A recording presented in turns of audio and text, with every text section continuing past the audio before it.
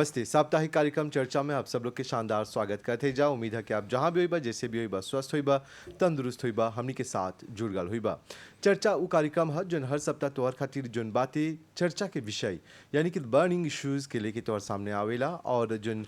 विषय के चर्चा रहेला उ एक्चुअलिटी में रहेला। अभी हाल में देख लीजा प्रेस में और चारों तरफ एगो रिपोर्ट आल बाती जेकर मुताबिक बतावल गल कि एनसीडी बीमारी जोन बा नॉन कम्युनिकेबल डिजीजेस उ मोरिस में और बेस में बाती यानी कि उ घट गल बाती।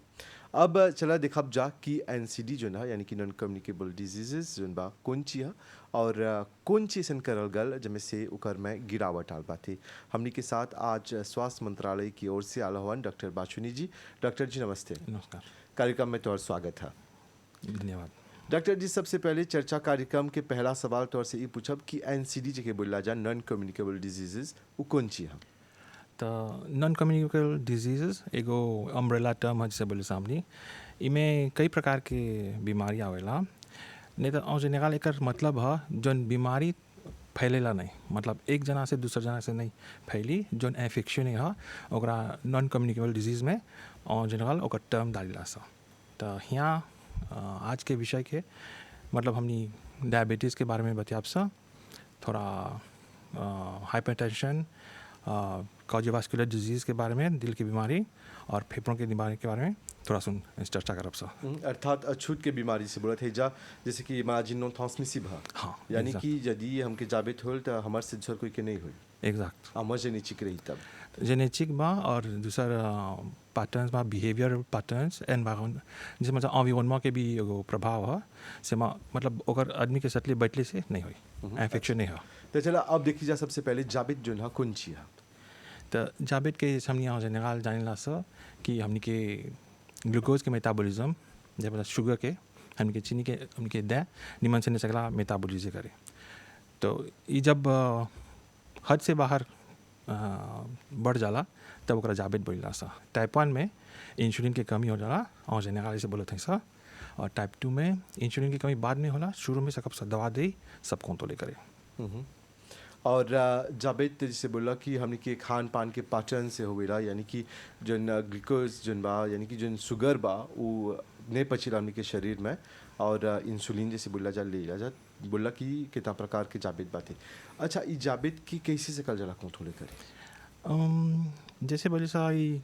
एगो जेनेटिक फैक्टर है ओकर में प्रभाव है और एनवायरनमेंट के है, हमने के खान पान और हमने के जोन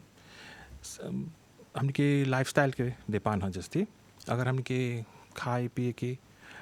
ठीक से नहीं बा, हमने एक्सेसिव खाते हैं सा, जैसे आजकल ज़्यादातर लोग फास्ट फूड खालन सा जिसमें जस्ती घा बा, जस्ती चीनी बा और लोग के एक्सरसाइज करके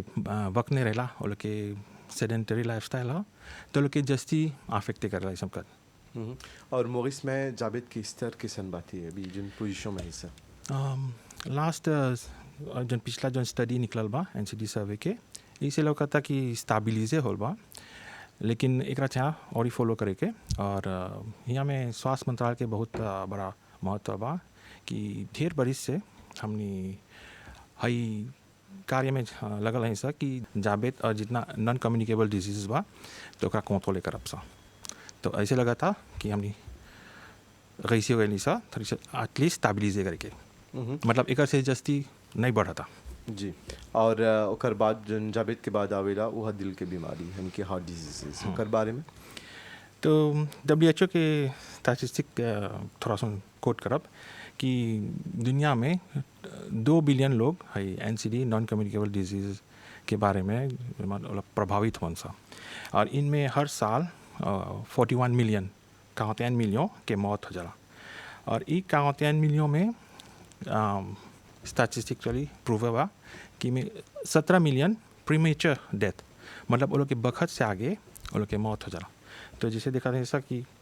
नॉन कम्युनिकेबल डिजीज़ में डायबिटीज़ आवेला, हाइपरटेंशन आवेला, दिल की बीमारी, फेफड़ों की बीमारी और में कैंसर भी बा, स्ट्रोक और किडनी की बीमारी भी आ जाला। नॉन कम्युनिकेबल डिजीज़ में सबसे पहला प्रथम कॉज कार्डियोवास्कुलर कॉजेज़ है, उनमें 18 मिलियन ने आदमी के मौत होला हर साल। और सेकंड जगह में कैंसर के 9.3 मिलियन के मरेलन सा, और थर्ड जगह में हाँ फेफड़ों के जैसे बोला सा रेस्पिरेटरी डिजीज़ में वो लोग इफेक्टिव हों सा। और चौथा स्थल पर बा डायबिटीज़ होला। तो ये चारों ग्रुप लगभग कातों पूछ हो नॉन कम्युनिकेबल डिजीज़ के डेथ के ये लोग हैला प्रीमैच्योर के कारण हो है 4 गाँव में से 80% डेथ के कॉज करन सा। और ये रिपोर्ट जुन बा बोलता थी कि एकर में जुन बा नोम में गिरावट आल बाते एकर पीछे कौन कार्य करल गल बा गिरावट लाने खातिर। तो जैसे तरह पहले से बोली कि कई साल से मिनिस्ट्री लोग मतलब हमने के मिनिस्टर सौते में कई प्रोग्राम बा एक्शन प्लान है डायबिटीज़ के एक्शन प्लान बा डाइट के एक्शन प्लान है और लाइफस्टाइल फिजिकल एक्टिविटी और कई ऐसे अनेक प्रोग्राम बा कार्यक्रम है जैसे टोबैको के कंट्रोल कैसे करलन सा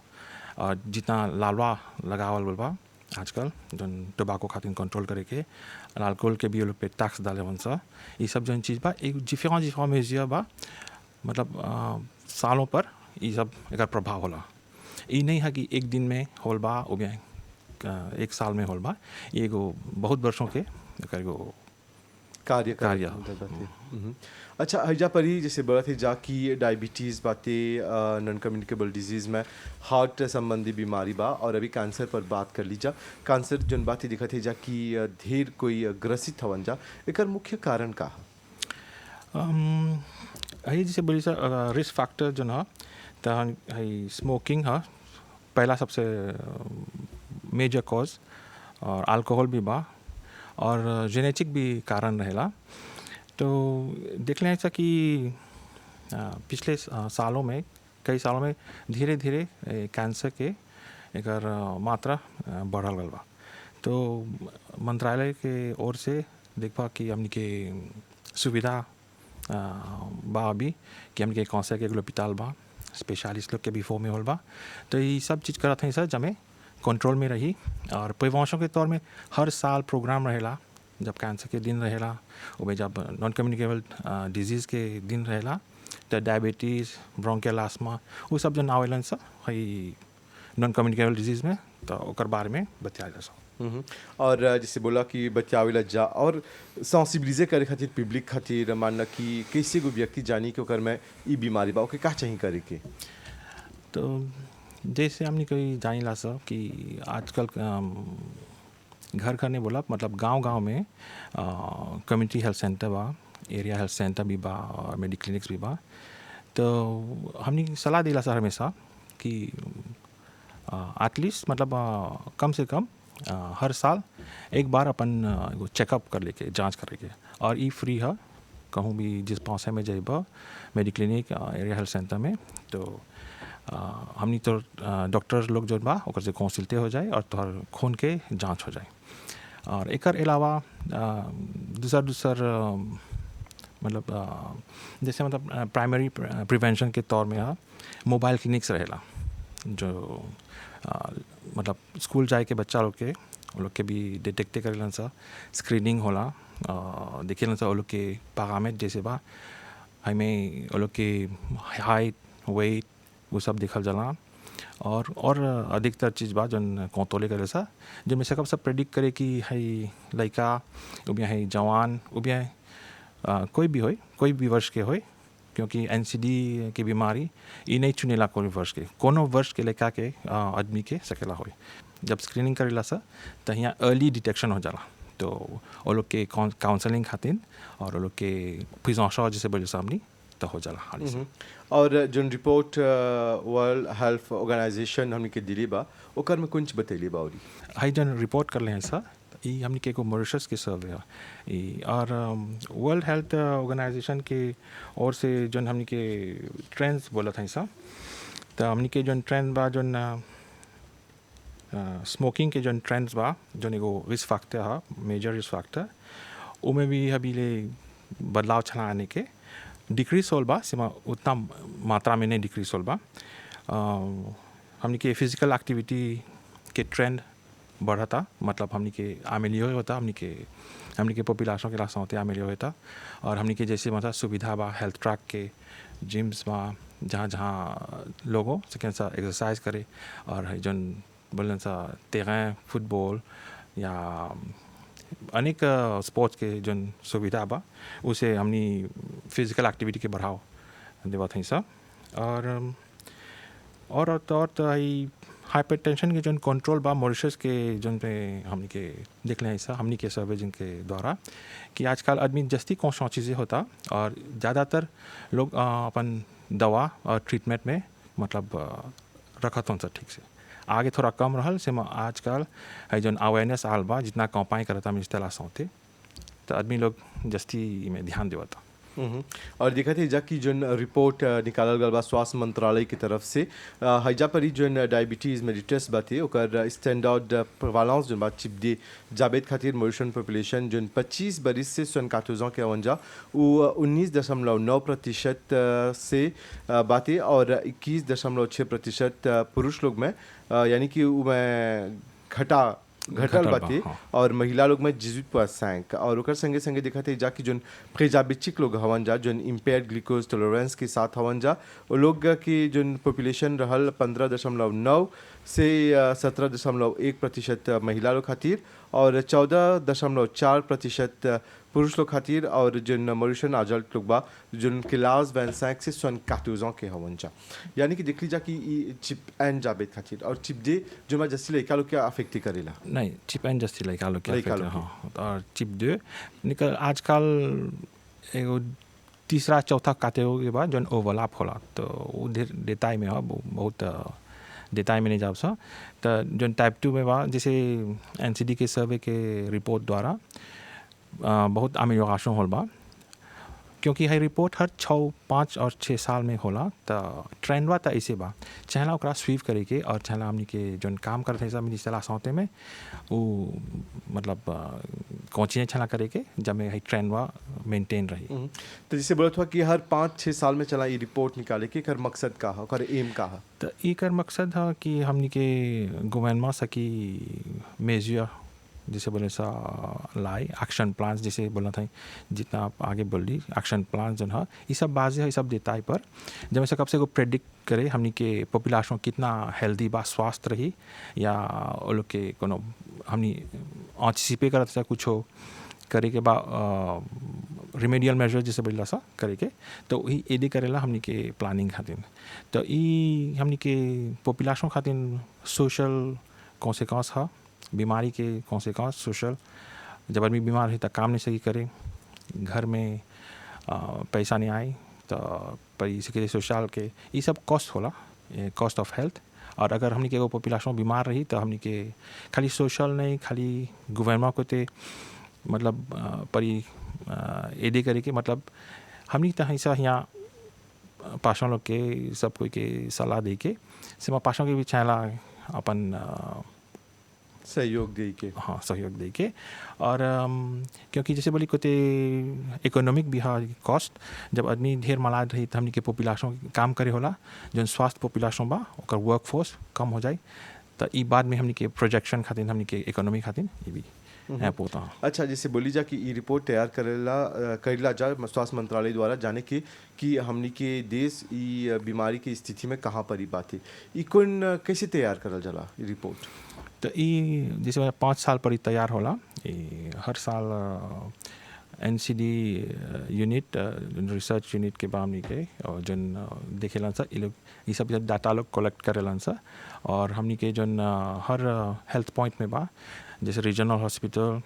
मेडिक्लिनिक्स एरिया हेल्थ सेंटर और जन कम्युनिटी सेंटर बा उनमें भी सब डाटा कलेक्शन होला तो ये सब कॉम्पिले होला तो हर 5-6 साल पर एगो रिपोर्ट निकलेगा। हैजा पर ये रिपोर्ट में लिपिड्स के बारे में भी चर्चा करल गल बा लिपिड्स कौन छी लिपिड जैसे हमनी ऑर्जिनल जाने सा कोलेस्ट्रॉल बोला सा एगो टर्म है कोलेस्ट्रॉल तो एकरा हमनी रेफर करला सा और हमनी के अगर हमनी के लिपिड्स के स्थिति ठीक नहीं रही मतलब ख़राब करते बाद तो हमनी के कार्डियोवास्कुलर रिस्क ज़्यादा हो जाला तो ये एगो मौका है मतलब हमनी से भी करला सा ये प्रेडिक्ट करके हमनी के पॉपुलेशन में कितना डिजीज़ प्रोन हो सर मतलब संभवतः है कि लोग के कार्डियोवास्कुलर डिजीज़ के कितना होकर लोग के रिस्क है तो ये सब मार्कर्स है हमनी से भी करला सा। और ये रिपोर्ट में ये भी देखा थे जा कि जो स्मोकिंग रेट बाते आजल लोग में थोड़ा बहुत गिरावट आल बाते अगर कारण पर शायद चर्चा करब जा। और लेकिन जो आजुल लोग हवन जा यंगर एज टीनेजर्स लोग में देखते जा कि वो मात्रा बढ़ल बा, एकर कारण का सकेला होई? ई एकर कारण सकेला होई अनेक चीज़ सकेला मीडिया सोशल वो लोग के पीयर ग्रुप ह कि वो लोग के बुझाला कि अगर एगो सिगरेट हाथ में रही तो वो लोग के तनी जस्ती एगो आजुल बुझाइयन सा बस ये वो लोग के एगो सैतन लाट ह जहाँ इन्फ्लुएंस से वो लोग के फासिलमा हो जाला और वो लोग मतलब जो लोग से बड़ा बा वो लोग की जस्ती इन्फ्लुएंस सकेलन से करे। लेकिन यहाँ पर बहुत स्वास्थ्य मंत्रालय काम कर ले बा कि कुमाजा लालवा समझे कर नहीं सा कि पिक्टोरियल वार्निंग्स रहेला आजकल सिगरेट के बॉक्स में जो डरावना डरावना हम मतलब रियलिटी भी बतावेला जैसे लंग कैंसर के वो लोग कर एगो पिक्चर रही जो जाने लन सा दिखे लन सा तो लोग के मतलब वो लोग के डिटरेंट फैशन खातिर वो सब कर ले सा और माइनर लोग के सिगरेट नहीं बेचल जाला। खाली ई नहीं जन बा स्कूल में बा कॉलेज में बा शुगरी ड्रिंक्स मतलब जन गाजर्स बा वो भी माना है और ऐसे दूसरा मेजिया बा जन स्वास्थ्य मंत्रालय सब ले लेवन सा जमे हमनी के पॉपुलेशन के सब पोते जे करे। बोलल जला कि smoking is bad for health, का ही बोलल जला? क्योंकि सिगरेट स्मोक में और सिगरेट में 3000 से 4000 ले केमिकल सब्सटेंसेस होला ऐसने भी पैदा है और जब जराए पर भी उसमें जस्ती हानिकारक है और उसे हमनी के कई अनेक प्रकार के कैंसर सकेला होई। शुरू होला हमनी के नाक से कैंसर सकेला नाक में नाजोफेरेंजियल एसोफाज में सकेला होई, हमनी के मुंह में सकेला कैंसर होई, हमनी के जीभ में कैंसर सकेला होई, हमनी के उतरते ही फेफड़ों में सकेला कैंसर होई, हमनी के कोलन हमनी के लिस्टोमा के भी कैंसर सकेला होई। तो ई एगो बहुत खतरनाक चीज़ है। तो एक खातिर बोला सा कि जैसे तू बोला डेंजरस फॉर हेल्थ तो जो शुरू कर ले बच्चा हमने के कमा देगा से लोग के आगे ते करे के क्योंकि इमें कोनो फायदा नहीं बा खाली थोड़ा लासाते नुकसान ही बा थोड़ा लासाते के नुकसान है और थोड़ा फामी के नुकसान है। अच्छा डॉक्टर जी हैजा परी जब रिपोर्ट बोला था कि जो एनसीडी बातें यानी कि जो जाबेत टेंशन मारा लेके बा उकर में गिरावट आल बातें जिस जान से जाके स्वास्थ्य मंत्रालय सेंसिबिलिजे करता थे और इन लोग के ज़्यादा फैसिलिटी ट्रीटमेंट मिलता थे, हेल्थ क्लिनिक खुला बातें सगरो चारों तरफ व्यक्ति लोग नीमन से कौन सा चीज़ें होत जा। तो हई रिपोर्ट में देखा थे जा कि किडनी के बीमारी के लेके चर्चा करल गल बा कि तनी उस आल बातें उकर में बढ़ोतरी आल बातें, एकर मुख्य कारण का? एकर मुख्य कारण है कि हमनी के पॉपुलेशन तनी जैसे मतलब हमनी के क्लोज पॉपुलेशन है सब तो एकर अनेक कारण सकेला हो तो हमनी यहाँ नहीं सकब सब पिन पॉइंट करे कि एगो कारण है। लेकिन ऑजेनेगाल जिकर अपन डायबिटीज़ या हाइपरटेंशन की बीमारी या कॉजक की बीमारी के मतलब अपन कंट्रोल में रखें अपन बीमारी के और अपन वक्त में अपन दवाई नहीं लेवत सा और नेग्लिजेंस कर ट्रीटमेंट में तो ये लोग के ज़्यादा आगे सा ये हम नहीं दिखला है सा। और देखते जा कि अभी जोन बा ढेर मना क्लिनिक खुलात बातें अभी चर्चा भी होल स्वास्थ्य मंत्रालय द्वारा कि हैजा परी डॉक्टर लोग आल हों जा और किडनी के लेके जैसे ट्रांसप्लांट के लेके ढेर मना चर्चा चलत बातें। हाँ स्वास्थ्य मंत्रालय की ओर से ये सब मतलब भाई इंफ्रास्ट्रक्चर बना था और प्लस बा और रही प्रोटोकॉल्स स्वास्थ्य मंत्रालय अभी इम्प्लीमेंट करा था कि किडनी के बीमारी के जो ज़्यादा से ज़्यादा जो हमनी के ट्रीटमेंट सकी कर सब करे तो हमनी यहीं मॉरिशस में ट्रीटमेंट सकब से करे हमनी के स्पेशलिस्ट के भी पारे होता हमनी के इंफ्रास्ट्रक्चर इक्विपमेंट वो सब भी पारे होता कि जब में हम सकब सब पूरी तरह किडनी के जो बीमार हों सा वो लोग के दिखे। और हैजा परी जिस जानला जा कि नॉन कम्युनिकेबल डिजीज़ जोन बा यानी कि बीमारी जोन बिना बतैले सकेला चलाई ये सब हमनी के देश में ओकर हिस्ट्री यदि देखब जा तो काफ़ी गहरा रहल यानी कि एक प्रकार से जोन लाबोगया लोग रहल जैसे काम करत रहन जा खेत में और फिर इंडस्ट्रियलाइजेशन आल यानी कि औद्योगिकरण आल फिर ओकर बाद व्यक्ति लोग कम एक्सरसाइज करलन जा और हाई सब जो नॉन कम्युनिकेबल डिजीज़ है अगर मुख्य कारण पर शायद थोड़ा चर्चा करती जा। अगर मुख्य कारण है हमनी के लाइफस्टाइल सबसे ज़्यादा प्रभाव हमनी के लाइफस्टाइल के है। ये लाइफस्टाइल में आवेला हमनी के खान पान के तौर तरीका, जैसे आगे हमनी के तनी जस्ती मतलब इतना रिच नहीं रहल, इतना हैवी हमनी के खाना नहीं रहल। जैसे तू ही बोला हमनी के बाप दादा के वक़्त में दाल भात रहल और बहुत कड़ा काम रहल। अब इंडस्ट्रियलाइजेशन के संगे, ग्लोबलाइजेशन के संगे सब चीज़ फैसिलिटी होता, टेक्नोलॉजी आवता से में एकर साइड इफेक्ट है कि हमनी के एगो लाइफस्टाइल से दाँते होता। हमनी के भाग दौड़ में हमनी के लेता नहीं मिलता एक्सरसाइज करे के, और हमनी के लेता नहीं मिलता मतलब एगो स्वास्थ्य भोजन खाए के। तो हमनी जाते हैं जस्ती फास्ट फूड की ओर, यानी जैसे फास्ट फूड के जैसे हमने समझा सके दाल पूरी गातो बीमा से लेकर बर्गर भोजन सीमा में पकेला एग्जैक्ट। तो ई चला हमनी के कमती करे के, लेकिन ई एगो इंडस्ट्रियलाइजेशन के एगो इफेक्ट है। तो मतलब हमनी अवेयरनेस हमेशा आनीला सा हर साल,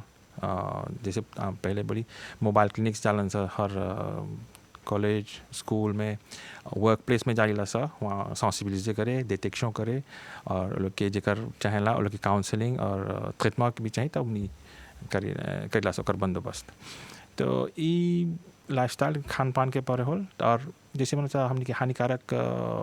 लाभ चीज जैसे स्मोकिंग, अल्कोहल ज़्यादा हक से ज़्यादा स्मोकिंग भी अफेक्ट करेला। और शायद ये छूट गल हमनी के चर्चा कार्यक्रम में अल्कोहल के कौन दुष्प्रभाव होवेला जोन व्यक्ति लोग रोज पिए रंचा। तो पहला वाला एडिक्शन, और एडिक्शन से जब वो लत लग जाला तो आदमी नॉर्मल नहीं रहेला, पहला ओकरा अल्कोहल कंज्यूम करके जब नॉर्मल हुई तो यहाँ में बहुत चीज़ है और बहुत लंबा चर्चा सकी हुई, और में सोशल प्रॉब्लम रहेला, मानसिक बीमारी मतलब समस्या स्ट्रेस हो जाला, डिप्रेशन के भी चीज़ हो जाला, वायलेंस के भी हो जाला। तो ये एगो बहुत बड़ा विषय होगा, वो अपने आप में एगो चर्चा के विषय है। शायद आवत हला जरूर एक पर बतियाब जा। और हैजा पर ही देख लीजा कि अल्कोहल के लेकर भी गिरावट आल बातें थोड़ा बहुत, और एकर जो है खिदमा इत्यादि पर जैसे बोली जा चर्चा के विषय खुद रखब जाए जा। हाँ, हमने के स्वास्थ्य मंत्रालय में बा और ट्रीटमेंट जो बा हमने के एगो इन्हें चाहे आदमी के सोचे कि अगर लोग के एगो लत बा कि नहीं सकेला कुछ, इन्हें चाहे शर्म के बात करे के, और चाहे खुल के आके अपन डॉक्टर से भेंट करे के सब बा, मेडिक्लिनिक एरिया हेल्थ सेंटर में आके डॉक्टर से बात करे, उतरा पूरा जानकारी दे कहाँ कैसे जाइबा। और आजकल हमने के एगो टोबैको सेसेशन क्लिनिक भी खुलल बा, जहाँ जेकर कोई के मन बा रोके के अपन स्मोकिंग के हैबिट, तो लोग यहाँ आइबा सा कंसल्टे करब सा, और तो साथ में डॉक्टर के अपन करेगो ट्रीटमेंट प्लान जैसे बोला सा जब सकी छोड़ दी। और अंत में डॉक्टर जी चर्चा कार्यक्रम के अंतिम सवाल तो खातिर रही एनसीडी से बचे खातिर कौन से ही देबा जनता के चला हमनी के एगो हेल्थी लाइफस्टाइल, एगो स्वच्छ जीवन के निर्माण करे के, और ये सबसे बड़ा चीज़ है। और अगर हमनी के परिवार में कोनो प्रेडिस्पोजिशन बा, मतलब कोई के कोनो नॉन कम्युनिकेबल डिजीज़ बा जैसे डायबिट और हाइपरटेंशन के है, तो बखत में ओकर प्रिकॉशन लेके जैसे बा हमने वहाँ से निकाल बढ़ला सा ये सबसे एगो टेक अवे मैसेज हुई, चीनी नमक और जो घा चीज़ बा वो कमती करा, और अपन एक्सरसाइज करा। उजर जहर है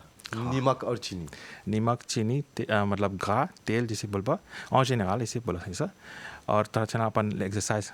बरकरार रखे के। डॉक्टर जी स्वास्थ्य मंत्रालय की ओर से इला कर खातिर बहुत बहुत धन्यवाद देवत जाते हो रहा। तब भाई बहन लोग आज रहा चर्चा कार्यक्रम एनसीडी पर नॉन कम्युनिकेबल डिजीजेस पर, और देख लीजा कि हालिया स्वास्थ्य मंत्रालय द्वारा जो रिपोर्ट निकालल गल ओकर मुताबिक एनसीडी बीमारी में गिरावट आल बाती, यानी कि कुछ हद तक जोन बा ई सब बीमारी तनी कमती होल बा। एकर मतलब नहीं है कि हमने के चना प्रिकॉशन छोड़ दे के, एक्सरसाइज छोड़ दे के, और एगो स्वस्थ जीवन छोड़ दे के, चैनल एक्सरसाइज करते रहे के, नीमन भोजन खाए के, बिना चर्बी होला, चीनी नमक कमती करे के, जैसे डॉक्टर जी बोलन। उम्मीद करते जाके आज के प्रोग्राम से आपके थोड़ा बहुत लाभ होल हुई। तो और साथ रहा बहुत बहुत धन्यवाद पूरी टीम की तरफ से। शुभ रात्रि, नमस्ते।